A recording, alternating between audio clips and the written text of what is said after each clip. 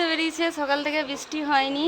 আর এরা তো আজ 5-6 দিন ঠিকঠাক খেতেও পাচ্ছে না, কি অবস্থা।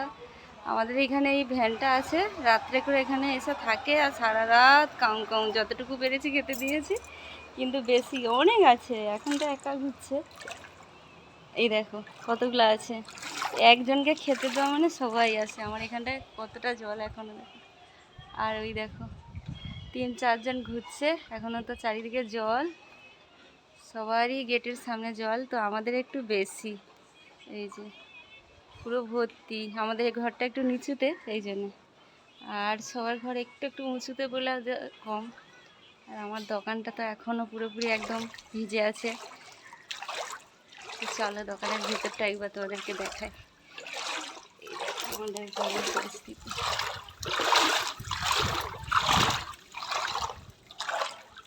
কিছু জলে,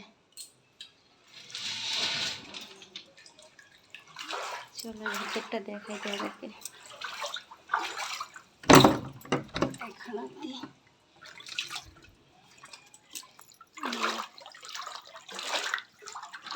আর যত জলের কাঁদানি এসেছে সব স্লিপ খাচ্ছে, ঘরের ভিতরে স্লিপ খাচ্ছে।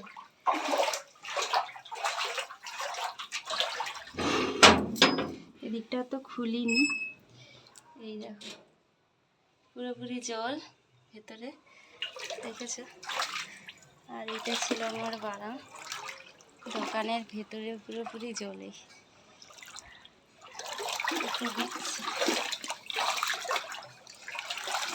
কাদা দিয়েছিলাম, কাদাগুলোকে একটু পরিষ্কার করে দিয়েছিলাম। গাছগুলো থেকে বাঁচিয়েছি কিছু কিছু গাছকে, কিছু কিছু গাছ শুকনো হয়ে গেছে। যতটা পেরেছি চেষ্টা করেছি বাঁচানোর, বেশি কিছু বাঁচাতে পারিনি। হঠাৎ করেই জলটা চলে এসেছে, আর এত পরিমাণে এই প্রথম। আর আমার গোপুসোনাকে কদিন তো ঠিকঠাক সেবাও দেওয়া হচ্ছে না। এত জলের মধ্যে রাত্রে করে তো জলে পাই দেওয়া যাচ্ছে না, এত মানে ঠান্ডা। দেখেছো তো চারিদিকে শুধু জল আর জল, জল ছাড়া কিছু নয়। এটাই হচ্ছে আমাদের পরিস্থিতি।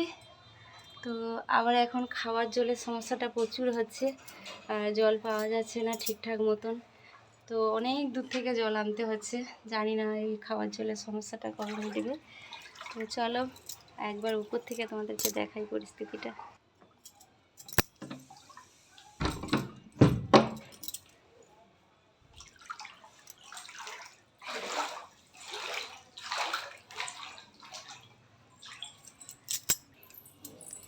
বহু কষ্টে খুঁজে খুঁজে 1 ড্রাম জল পেয়েছে, ছেলে নিয়ে এসেছে। চলো তোমাদেরকে দেখাই, চারিদিকে জল।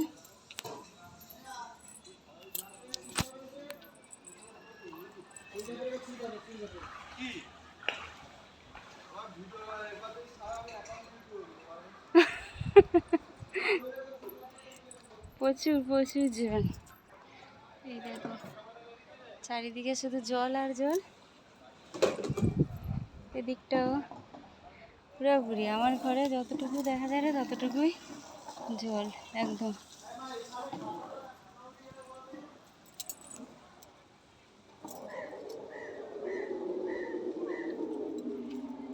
তো চলো মোটামুটি কিছু জামা প্যান্ট শুকানো হয়েছে আজ কদিনের।